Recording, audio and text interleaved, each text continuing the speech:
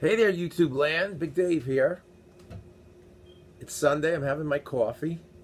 And I've been reading some questions from viewers. And I decided I had something that was pretty good. I'll make a video. Yeah. This is about how long your mouthpiece facing is. And does it matter? And all that kind of good stuff. Well, it does matter because if the mouthpiece is too short, you might have trouble playing the low notes. If the mouthpiece is too long, you might have trouble finding reeds that are going to work on that mouthpiece because the working space of the reed is just too long. Another thing that happens if the mouthpiece is too long is sometimes it becomes difficult to play in the altissimo register. So you want to try to find a length of the facing, which some people call the resistance curve. It depends. You see, some of these terms came about as time went on. When I started messing around with mouthpieces, it was way back in the 70s.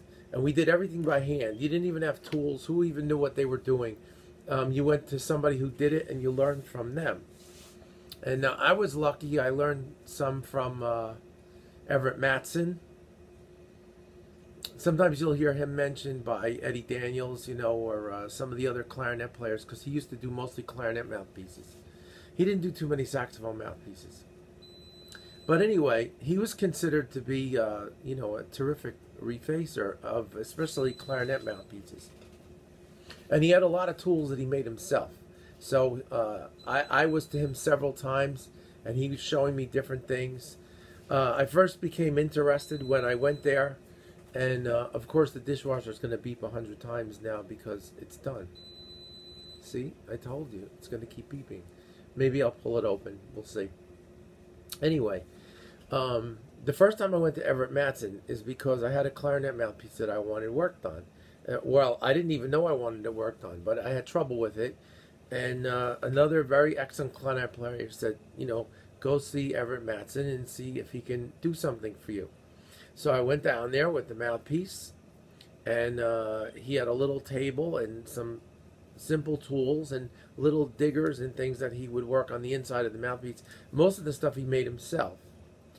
And I became interested after that, and I said, oh, I see what he's doing, and he was telling me, I asked him a few questions, and I said, could I use some of these same things to do saxophone mouthpiece? And he explained to me a little bit about that. But again, he really didn't do too much with saxophone mouthpieces that I know of. So over the years, I saw him several times, and I had put together a kit of my own things to work on the mouthpieces. And one of the things was feeler gauges. He showed me how they worked and how you measured, and then he was showing me how you adjust one side or the other side of a mouthpiece. So anyway, and again, this is a long time ago. This is in the 70s.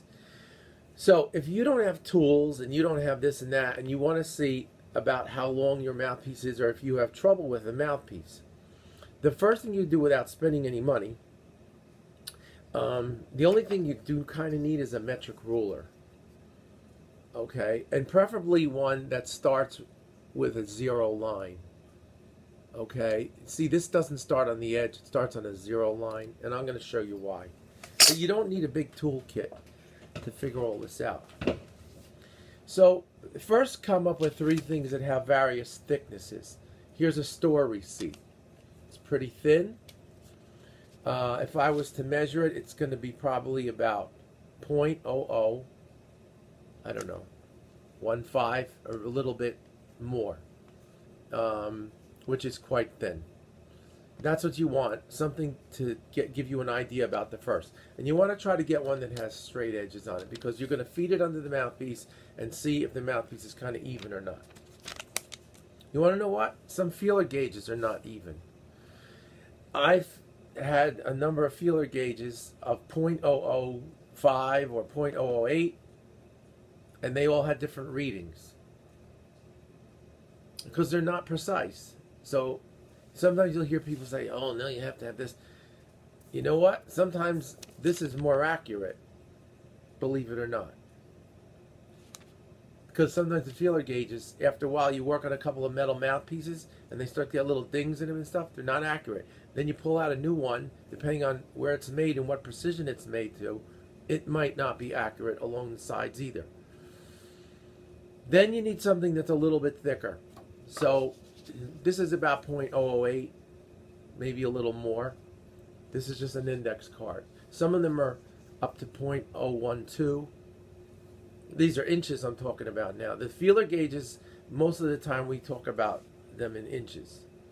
Right? Same thing here. Some flat edges, and you're going to feed it under the mouthpiece and just wiggle it back and forth a little bit to see where it stops. You hold the mouthpiece down flat on a very flat surface, like an iPad screen. I'll show you in a minute. And then you need something a little bit thicker. Now, you're not going to have all this precision, you know. So here's a dog toy cardboard. All right, now let me see if I can move the screen, because I'm using this really sophisticated materials here, and if I can get this to stay where I want. If not, I'm going to pick it up a little bit. I think I can get it to stay. Yeah, that looks pretty good. Okay, so here it is.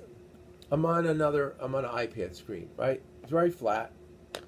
Not perfect, but very flat. I'm going to feed this receipt underneath,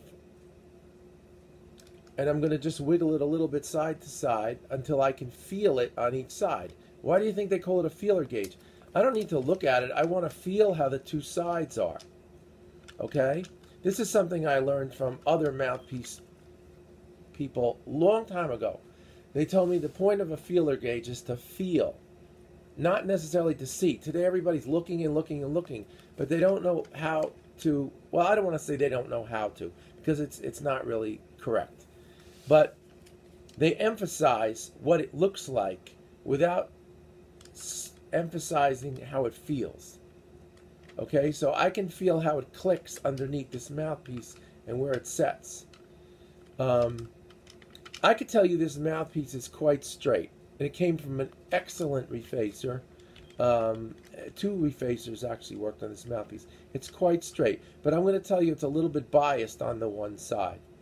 Nothing that I would go correct, but it's slightly biased to the one side. I can tell by the way it feels. And I can move this on another place on the iPad. Sometimes if you get an uneven reading, just move it to another place. Change to the other side of the paper. Okay? Now it's still giving me the bias. If I could check all 4 sides, it's going to show me the same bias. Okay, so I made a mark on here. And now what I'm going to do is I'm going to measure in millimeters the distance from 0 to the peak of that mark, to the end. So I put it right on the peak of the mark. I'm trying to show this to you. I put it right on the peak of the mark, and I measure to the end of the paper. All right, so what I did was, once I found my space under here, okay, I just took a pen and I traced a curved line. Now, the advantage of the curved line is it shows you the shape of the mouthpiece. So if I want to know what the distance of the rails is to the end of the sides, it's going to be different basically than the measurement to the tip. But as a rule, we measure to the tip. So that's what I'm going to do. I'm going to measure to the tip. Okay, so if I put this 0 mark right on the peak of the curve, and it's going to tell me that the measurement is 23. So that's 23 or 46.5 millimeters. And then I'm basically going to do the same thing with the index card. I'm going to feel it underneath to see where it stops, and it gets a good click into it. And I'm going to make my mark with the pen, and I'm going to measure it. I already know it's 18. Okay, so that's my next measurement is 18. So I had 23, I have 18, and now this is about 25 to 30 thickness. Okay, this is about 0.25 to 0.30, somewhere around there. And this will not go in too far, but it'll give me an idea how the curve looks towards the end of the facing. And it's very good. Okay, this is a very good mouthpiece. But I will tell you, like I did before, as you get longer in on this one side is very slightly biased. You want to see me, right? I'm just kidding. So, one side is very slightly biased over the other, which means it's very slightly long. Now, if I got out my actual tools and I started to measure with, precision tools and precision instruments and all this stuff to see what exactly I'm dealing with. Now, if you want to measure the tip, you can measure the tip with a ruler. You take the metric, but you can't use this kind. So here I am, I told you that this is the kind you want to use. And then I'm going to tell you something else.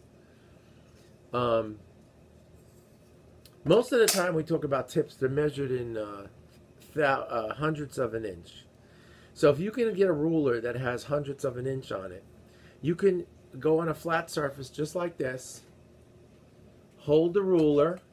I don't have one here with me right now. You can hold the ruler right in the front, okay, right at the peak, and see if how far it goes up to the 1 mark, the 100 mark.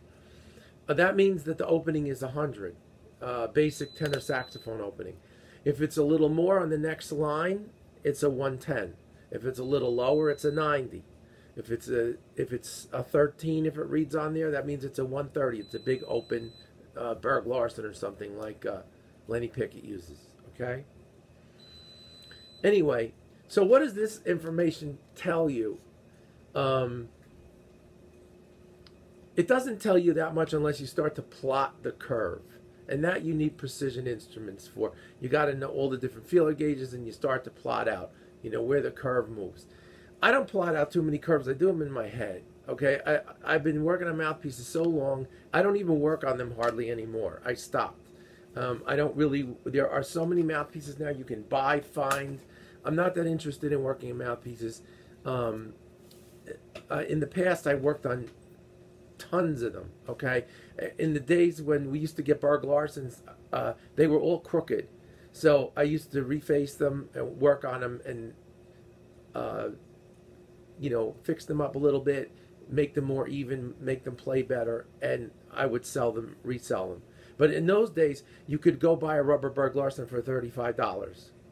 So I would do some work on it, make it more precision, and sell it for $50, and somebody would buy it right away. Don't forget, in those days, $15. If I spent a half hour on the mouthpiece, I made $15 and a half an hour. That was a lot of money back then. Now it's different, okay? Or if it was a metal one, stainless steel, that was a lot of trouble. I went to a machinist, a very fine machinist, to learn how to work with stainless steel. He was one of the top machinists in the whole area, and I went to him to learn how to cut. He showed me how to cut stainless steel and other things. So it's an interesting story. Somebody told me one time about, what I did, something that I did was some kind of like, what word could I use? Half-assed. It's not half-assed. I went to the best machinist that was anywhere around to learn how to cut stainless steel. I want to know what machinist some of these other people went to learn how to cut their metal, okay? That's how we learned years ago. We didn't have all this stuff now. And so I'm not getting cocky. I'm just saying how it is. I don't like people saying things that they don't understand and whatever. Okay, so I'm going to make a part B, all right? I'll be right back.